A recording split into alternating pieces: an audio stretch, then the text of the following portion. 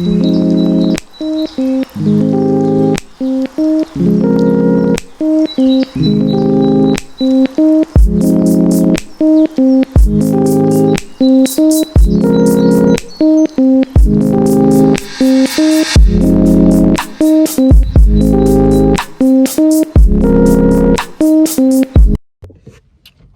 so I really don't know if the fun gonna be acting funny today, but I hope that it won't, cause I think the way that I did set everything up make like there is no way that I don't know, it might just slide throughout the video. So hi guys, I hope that you guys are doing pretty well. So today it's Wednesday and it's 4:39. I got up early today because we had a good amount of patients who didn't show up. So I guess they're doing like their late purchases and that's why they didn't show up to the appointments. But either way, I'm out right now and I should be driving home and go to bed because I'm gonna be working tonight. But the thing is, I'm not doing it because I have to record the video. Not I have to, I just decided to record the video because that's like the only time where when I feel maybe like when I feel that I'm fully into recording. So I'm just gonna be recording the video and talk about the thing that I have to talk about and then drive home and just rest. So today the thing that I want to talk about is some of the challenges that comes with choosing a specialty, because I don't think that we do talk about them a lot, and I also think it's one of the reasons why some people just choose a specialty and don't, without actually knowing what it is to do the thing that they choose for a living. And one thing that I want to point out before I start the video, and that's the thing that I do for almost all of my videos. So the thing that I'm going to be telling you today are things that I've seen, thing that I went to, or maybe like thing that people told me, people that are actually going through it told me. So it's not gonna be like this one thing that will work for everybody. So if it doesn't work for you, so please feel free to try something else. And if it does, you're happy, I'm happy, and everybody is happy. So yeah, I just wanted to point this out. So I'm not giving you like the ultimate thing that will work for everybody. And yeah, so don't actively try to look for I'll say an answer from it, or maybe okay, don't actively try to look for any answer on any of my videos, because they're just like me talking about stuff that I know. But if like by any chance that thing that I know or stuff that you're interested in, yeah, you're lucky. But if they're not, please feel free to give me some recommendations so that I can learn more. Or I don't know, if you're not interested, just go watch something else. So that's it. So I'm gonna try to stop Apple oh my god, I always have something that I'm struggling with. Apologize. So I'm gonna stop apologizing right now and just talk about the thing that I want to talk about. So today we're gonna be talking about specialties and what it comes, maybe some of the things that come with choosing a specific profession in the healthcare system, or maybe like the whole healthcare thing in general. So it's not a secret for anyone, or maybe like for someone who is informed, that some specialties are more demanding than others. So you might expect to have call in the middle of the night, or for some specialties, and for others you won't, because it just doesn't involve you leaving home at 2 in the morning, maybe 3 in the morning, to I don't know, like remove a gallbladder for example, or do like a hernia reparation and stuff like that. So it's just like not a thing that you do as a psychiatry, for example. So I'm not talking about just psychiatry, because I'm not also telling that psychiatry doesn't have a demanding lifestyle or doesn't involve much, but I'm just saying I'm maybe like trying to show you how different it is to be a psychiatrist and maybe and a surgeon, because it's like two different settings and two different professions. So the first thing that I find out, and the thing that I didn't know before actually getting my job and learning more about the healthcare system, is there is two different settings. There is the outpatient setting and the inpatient setting. So outpatient will be for pretty much like anything that does not necessarily involve and emergency reaction. So the thing that I will say emergency reaction, I'll or like surgeries, like immediate surgeries, or maybe like anything that can wait a day or two. So I think my go-to outpatient, like your regular visit to your primary doctor or your visit to the dermatologist. But the thing with dermatologist visit is they might do other stuff such as they can do like a punch biopsy and send the biopsy to do a culture, for example, to pathology to for them to do a culture if they suspect cancer. But it's not gonna be like you. It's not gonna involve you staying at the hospital or maybe at the clinic for a really long time. So if it's gonna involve you staying, so it might be inpatient, but they do some outpatient stuff in inpatient sometimes. But yeah, that's just the way that it is. So I've learned the difference between inpatient and outpatient, and I do not have any preferences right now on any of them because I just want to learn more about medicine and I'm open about everything that I'm learning, and I really do not see any difference between me choosing being like practicing on an outpatient setting or inpatient setting because I just am learning right now and I'm pretty brand new on everything. Oh shish, the sun is coming.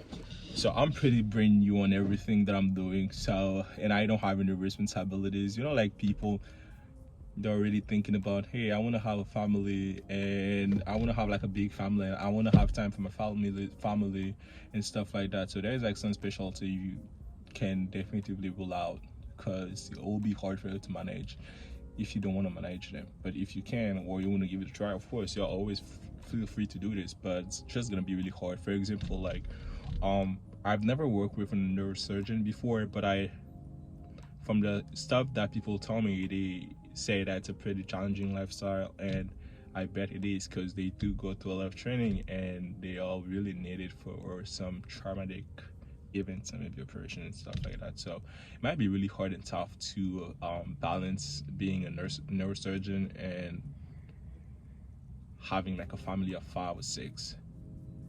I really don't know. I don't know if somebody's actually doing this out there, but if you are, feel free to let me know because I really want to know like how you do it. Because neurosurgery is something that I'm currently considering, but it's not that I'm considering neurosurgery as much. So just like one of the options that I'm open to try, but I actually need to shadow the neurosurgeon before I go with the okay, cool, I want to do it. So the specialties that I already work with are general surgery and plastic surgery. But the plastic surgery that I'm currently doing is plastic surgery oriented wound care. So it's gonna be like anything related to pressure sore, ulcers, and stuff like that. So it's pretty cool because the doctor that I'm currently working with doesn't really do a lot of procedures, and the procedure that he does are like pretty regular procedures. So you can expect him to do like 1 or 2 cases a week. So he doesn't really do a lot because he's getting close to this time where he has to retire and stuff. So he's taking it easy and he's also busy doing other stuff. So I kind of understand. So that's why I do not have like a full picture of what being a plastic surgeon is, because it doesn't really do a lot of plastics. It doesn't even do plastic surgery no more, like say butt lift and maybe breast augmentation. So it doesn't do the stuff no more. So it's pretty much like doing wound care and flap reconstruction when you have a wound and the wound doesn't heal by itself, or maybe like the wound is close to bones or exposed hardware. And so the thing that we'll do is go have a consult with him, and it will just like take some muscles where the wound is, or if it doesn't have any muscle or your skin, it'll just flap and close the wound for you. So that's pretty much what it does. And honestly, it takes a lot to do what it's doing, because even though he's not doing plastic surgery, is really needed in the position that he is right now, because he's a director, and almost everybody who has a wound related issue will actually page him or maybe talk to him, or we try to talk to him. And he has a center where he's currently working at, and the center is pretty popular, so everybody knows that he knows what he's doing. So we do get a lot of patient every day, and I have a sneak peek on what it looks like when you're needed. And yeah, it's pretty cool, but it does not really fully give me a picture of what being a plastic surgeon is. So I'm looking forward to work with them, because plastic surgery is something that I'm considering as well. And the general surgeon that I'm currently working with too is pretty much doing the same thing.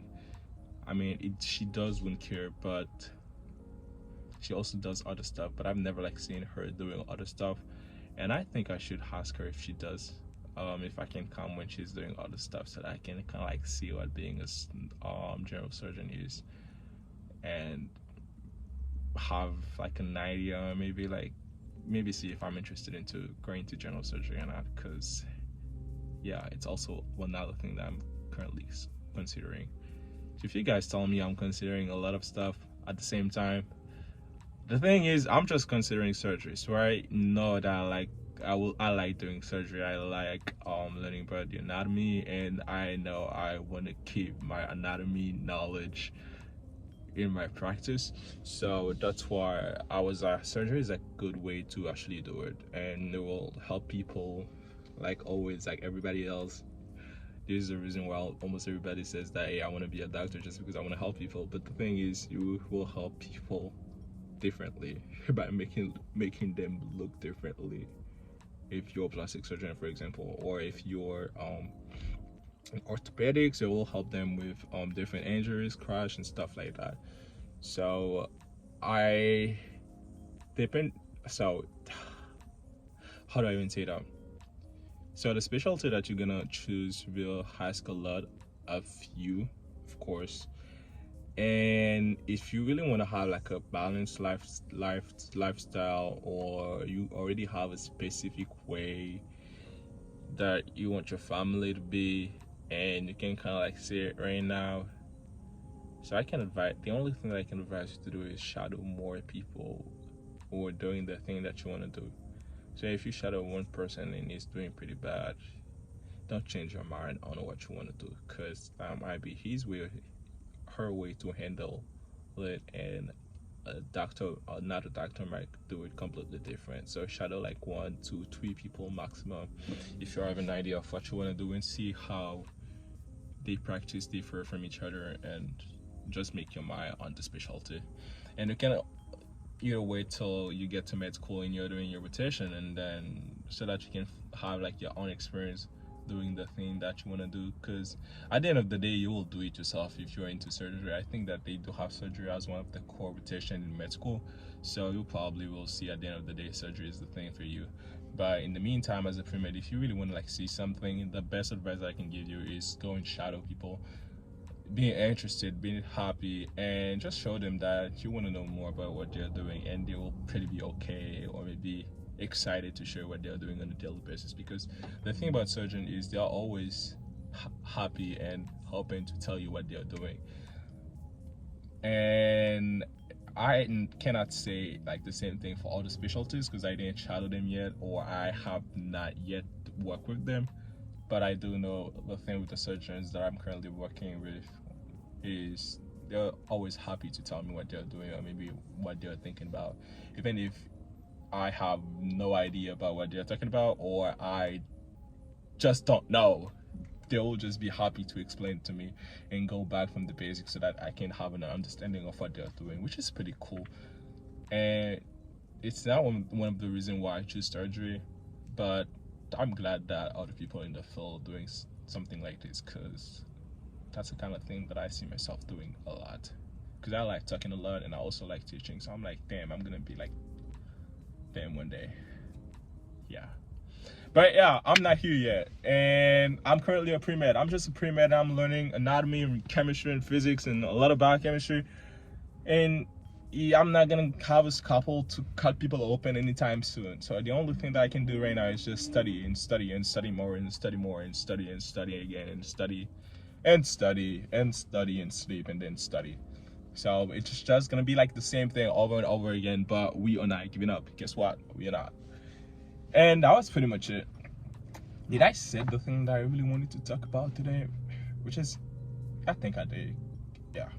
So the main thing, or maybe the takeaway from this video is the specialty that you're gonna choose will demand a lot. So just be ready to make the commitment, because if you're not gonna like it, and if you're not liking it, it doesn't worth it, because it's a lot of money, a lot of time investment. So at the end of the day, just generally choose. Don't choose because of the trend. Don't choose because you want to play somebody. Don't choose because you want to look cool or look great. Just choose it because you want to do it. And at the end of the day, that's what you want to do till you die, because that's what it is. I'm tripping. There is a lot of things that you can do with MD or maybe DL. So yeah, but right now for me, my options are surgery. At least the option that I'm currently considering a surgery. So that was pretty much it. And this thing is 15 right now. That's crazy. So I'm gonna cut it, and I will edit everything once I'll be home, and I'll see it for today. Bye.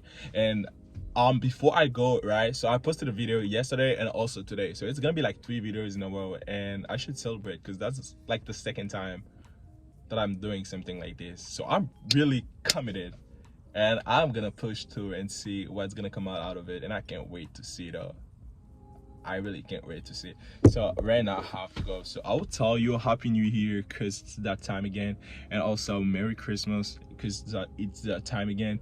And I'll see you tomorrow in my car, even though I don't have to go to work because there is a Christmas party. So bye.